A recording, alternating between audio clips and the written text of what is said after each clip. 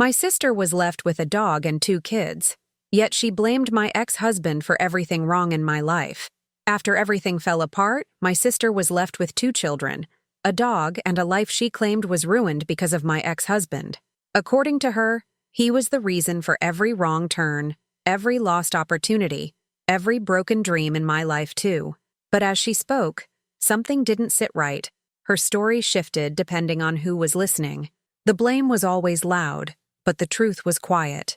In silence, I started remembering details she assumed I had forgotten, timelines that didn't match, decisions she influenced, moments where she pushed me toward choices that benefited her. What she called blame slowly revealed itself as deflection. And while she kept pointing at my ex-husband, the real responsibility began to surface, not through arguments, but through facts, patterns, and time. By the end, I didn't need to accuse anyone.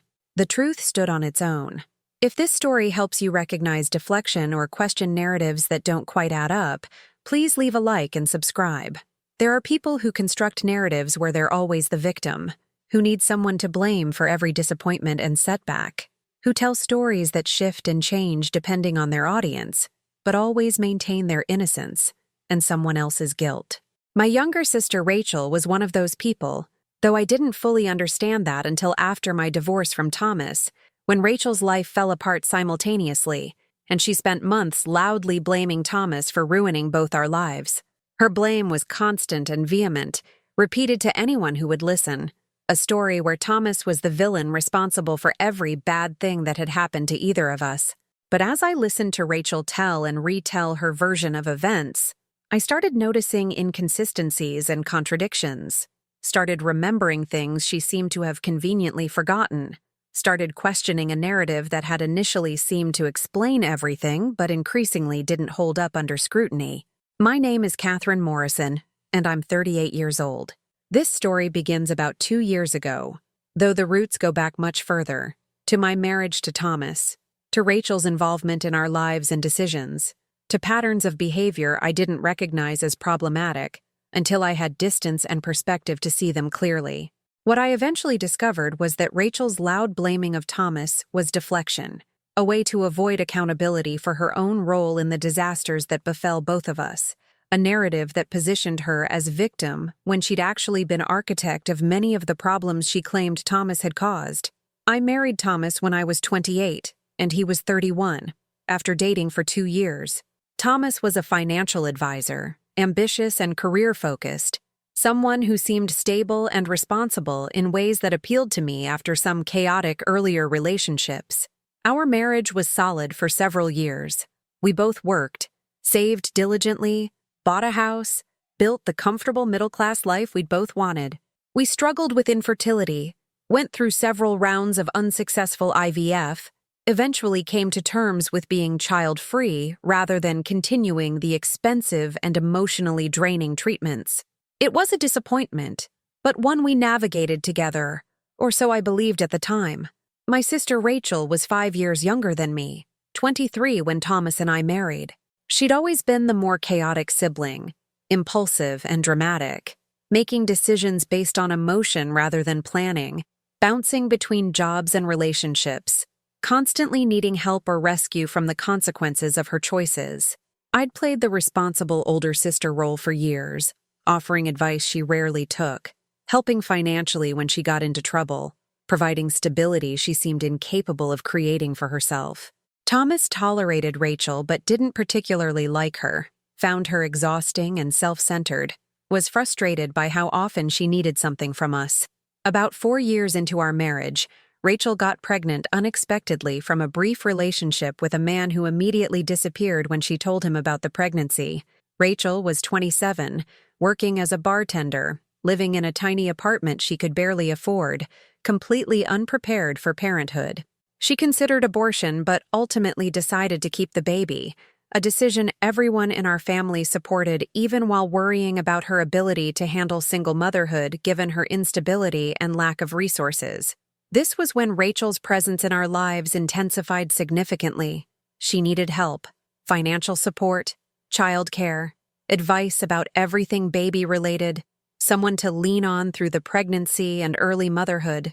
I stepped into that role naturally, the responsible older sister helping the struggling younger one, providing the stability and support Rachel couldn't provide for herself. Thomas was less enthusiastic about this arrangement, felt that Rachel was becoming too dependent on us, that we were enabling her irresponsibility rather than helping her grow up. But I felt obligated to help my sister, couldn't turn away from her when she was pregnant and vulnerable and needed support.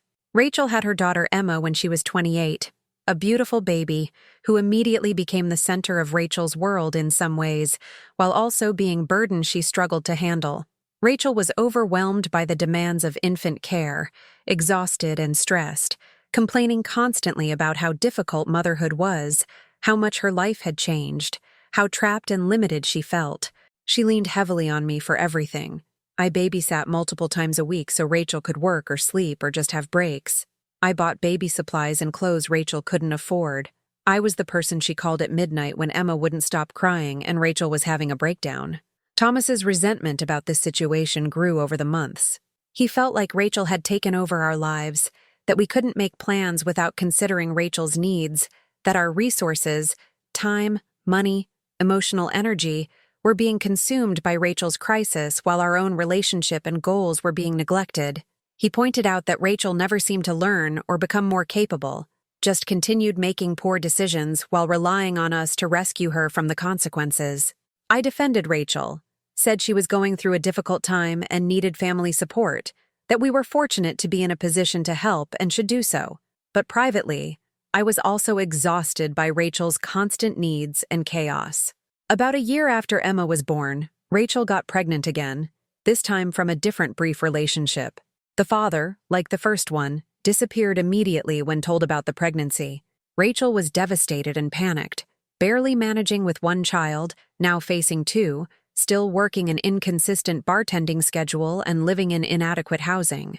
She again decided to keep the baby despite the obvious challenges, a decision that seemed to prioritize what she wanted, children, family, over practical considerations about whether she could actually handle the responsibility. This second pregnancy is when things really began to deteriorate in my marriage. Thomas reached a breaking point with Rachel's situation and my involvement in it.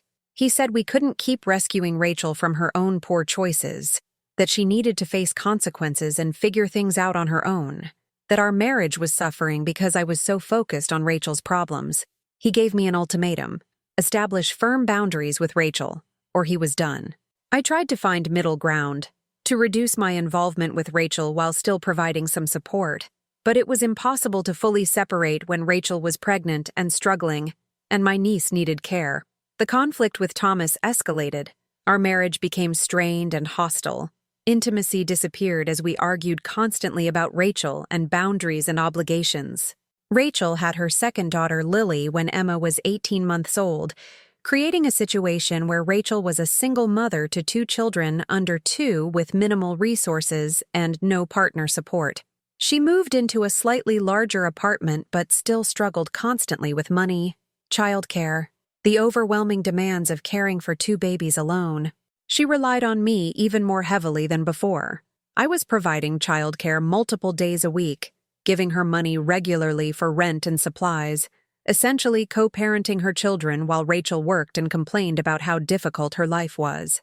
This was the period when Thomas and I separated, about 5 months after Lily was born. Our marriage had become unsustainable, poisoned by constant conflict about Rachel and what I should or shouldn't do to help her. Thomas said I'd chosen Rachel over him, that I'd let her needs consume our relationship, that he couldn't continue in a marriage where he came second to my chaotic sister. I said Thomas was being selfish and unsupportive, that family helps family, that he'd married me knowing I was close to Rachel and should have accepted that our relationship included supporting her when she needed it. We were both right and both wrong, but we couldn't find any path to reconciliation. The separation became divorce, finalized about a year after we stopped living together. Around the same time my divorce was being finalized, Rachel's life also fell apart in new ways. She'd gotten involved with another man. Someone she'd been seeing for a few months had gotten pregnant for a 3rd time. This man, unlike the previous fathers, was actively toxic, controlling and jealous, prone to angry outbursts. someone who worried everyone in our family. Rachel claimed she loved him despite his obvious problems, defended him when we raised concerns, seemed to think this relationship might be her chance at the stable family life she wanted. But the relationship deteriorated quickly, became volatile and possibly abusive, ended explosively when Rachel was about 4 months pregnant. The man made threats about custody and control, created chaos and stress that was terrible for Rachel and the 2 children she already had. Rachel eventually got a restraining order against him, cut off all contact, was back to being single mother, but now pregnant with her 3rd child from 3rd different father. The pregnancy itself ended in miscarriage at 5 months, a traumatic loss on top of all the other chaos, leaving Rachel devastated and overwhelmed. This was also when Rachel acquired a dog, a large mixed breed she adopted from a shelter, supposedly to provide security after the frightening breakup and restraining order. The dog was sweet but poorly trained, added one more dependent creature to Rachel's overwhelmed household, required care and attention and expenses Rachel didn't have capacity or resources to provide. Our family wondered why Rachel would take on a dog when she could barely manage the 2 children and herself, but Rachel said she needed the dog for emotional support and protection, that it wasn't anyone else's business what she did. In the aftermath of these multiple disasters, her 3rd pregnancy and miscarriage, the volatile relationship and restraining order, being left alone with 2 small children and a dog, Rachel started constructing a narrative about who was responsible for the chaos of her life.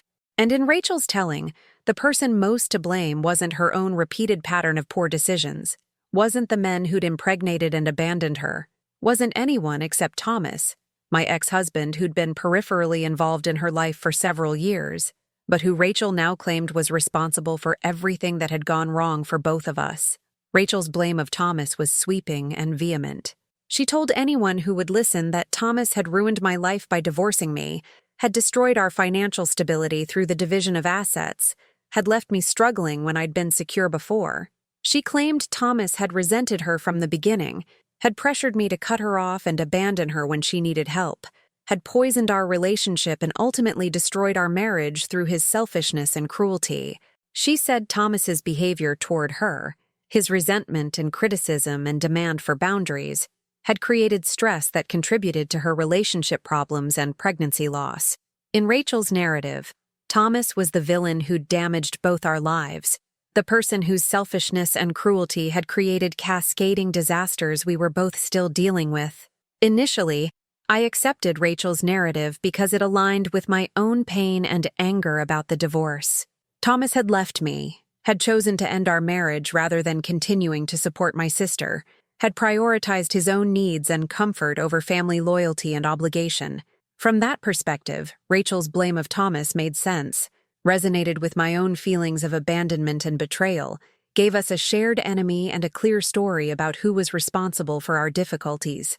But as months passed and Rachel repeated her narrative constantly to different audiences, I started noticing things that didn't quite fit. Rachel's story would shift slightly depending on who she was talking to and what response she wanted to elicit. The timeline of events she described wasn't always consistent with what had actually happened. Details that I remembered clearly would be absent from Rachel's telling, or would be distorted in ways that magnified Thomas's culpability while minimizing Rachel's own role in creating problems. I also started noticing that Rachel's narrative conveniently erased or minimized certain facts. She didn't mention that her dependency on me had been a constant source of conflict in my marriage, long before the separation.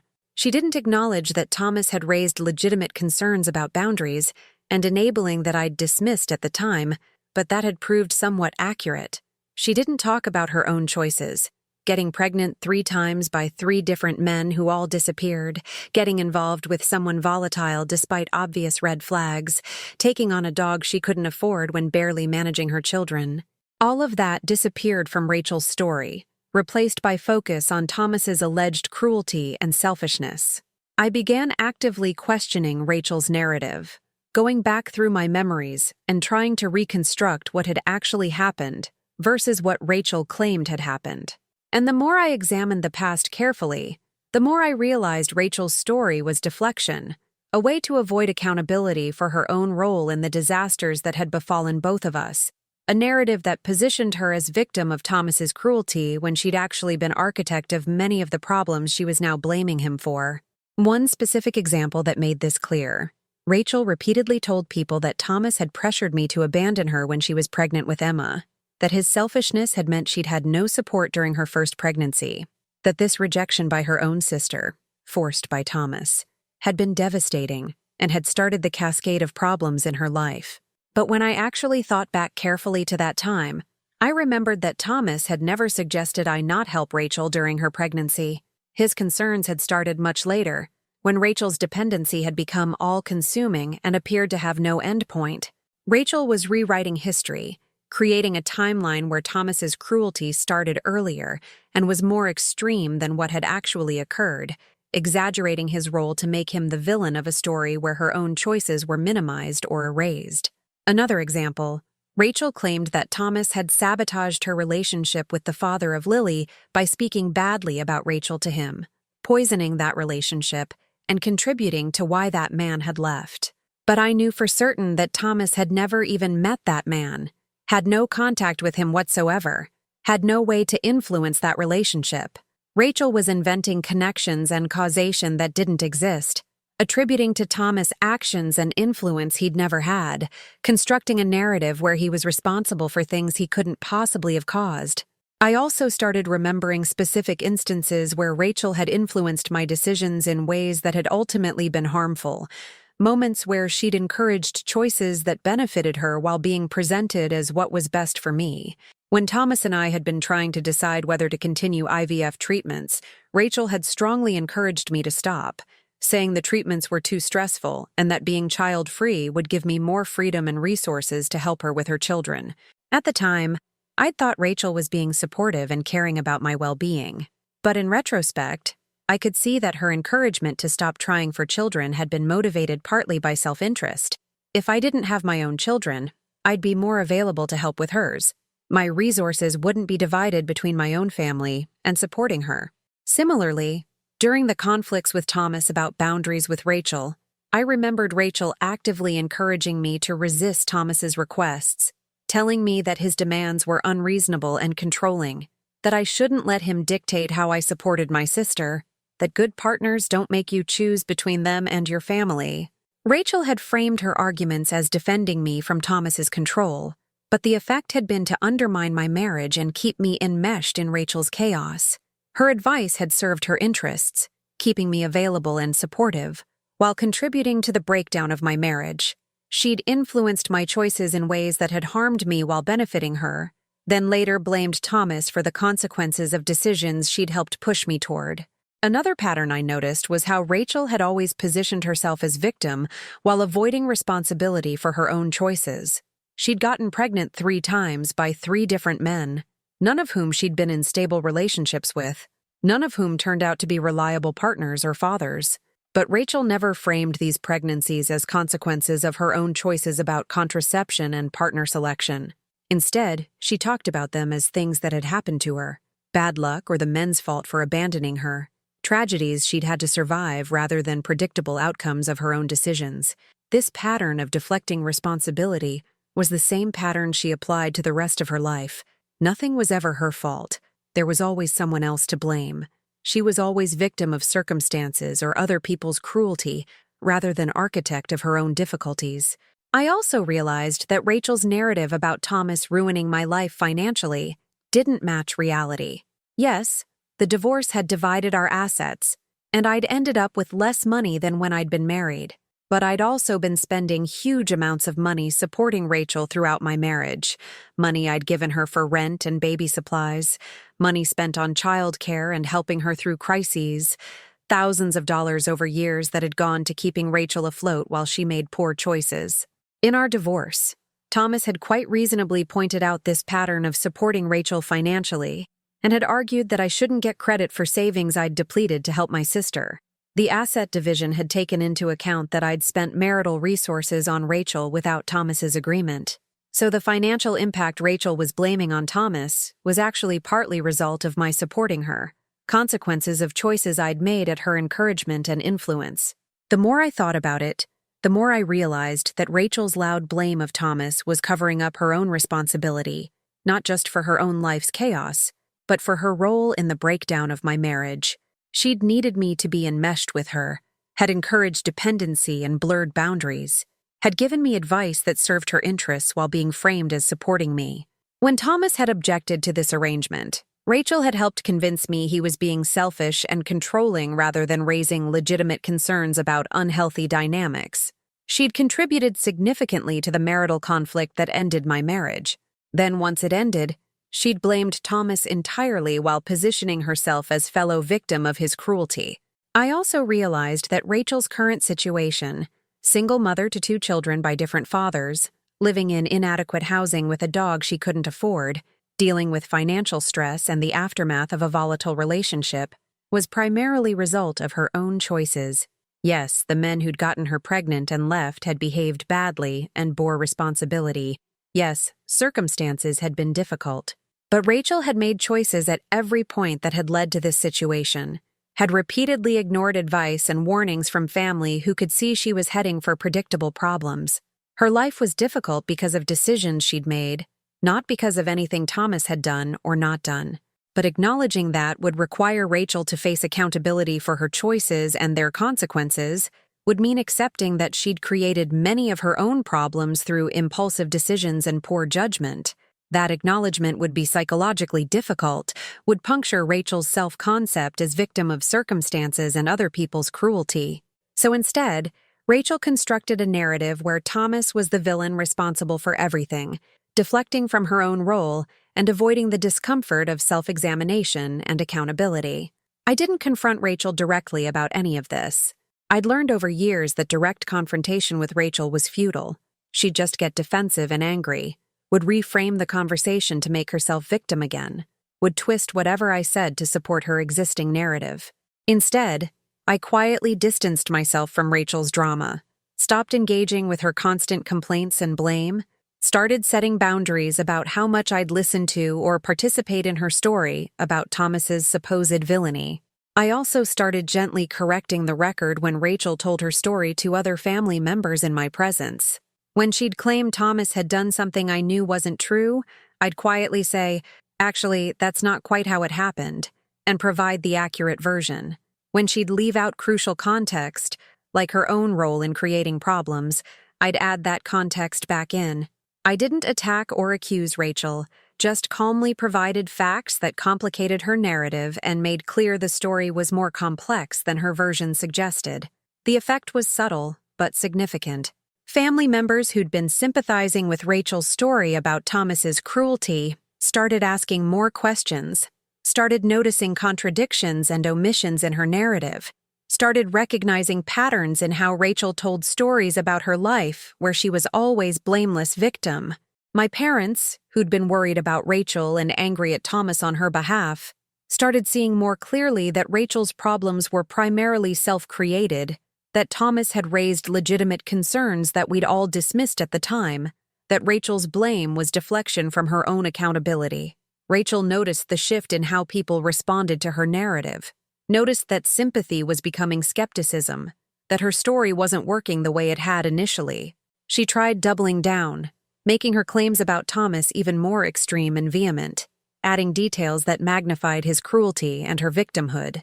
But the exaggeration had opposite effect, made clear she was constructing a story rather than reporting facts, revealed the desperation in her need to blame someone else for problems she'd created. Eventually, Rachel's narrative about Thomas ruining both our lives just stopped working. People stopped believing it, stopped engaging with it, started responding to her complaints with suggestions she take accountability for her choices rather than affirming her victimhood. The deflection she'd been using to avoid facing her own role in creating chaos became transparent, lost its power to elicit sympathy or support or agreement that someone else was responsible for everything wrong in her life. Rachel is still living the same chaotic life 2 years after she started blaming Thomas for everything, still struggling financially as single mother to 2 children, still dealing with the dog she can't afford, still making impulsive choices and then feeling victimized by their consequences. But she's had to face more accountability, has had less success deflecting responsibility onto others, has learned that people won't indefinitely accept narratives where she's blameless victim and someone else is entirely to blame. For my part, I've rebuilt my life with clearer boundaries and better judgment about family dynamics. I still help Rachel sometimes, but I'm much more careful about maintaining limits, about not letting her chaos consume my life, about recognizing when her requests are reasonable versus when they're attempts to avoid dealing with consequences of her own choices.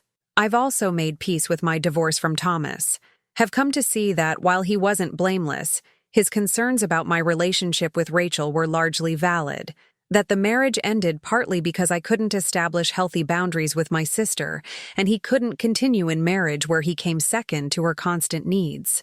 Looking back on Rachel's months of blaming Thomas for everything, I can see it clearly for what it was.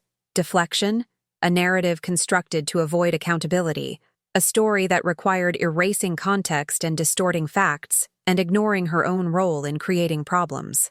Rachel needed someone to blame because accepting responsibility for her choices would be too painful, would require acknowledging she'd made repeated poor decisions that created predictable consequences.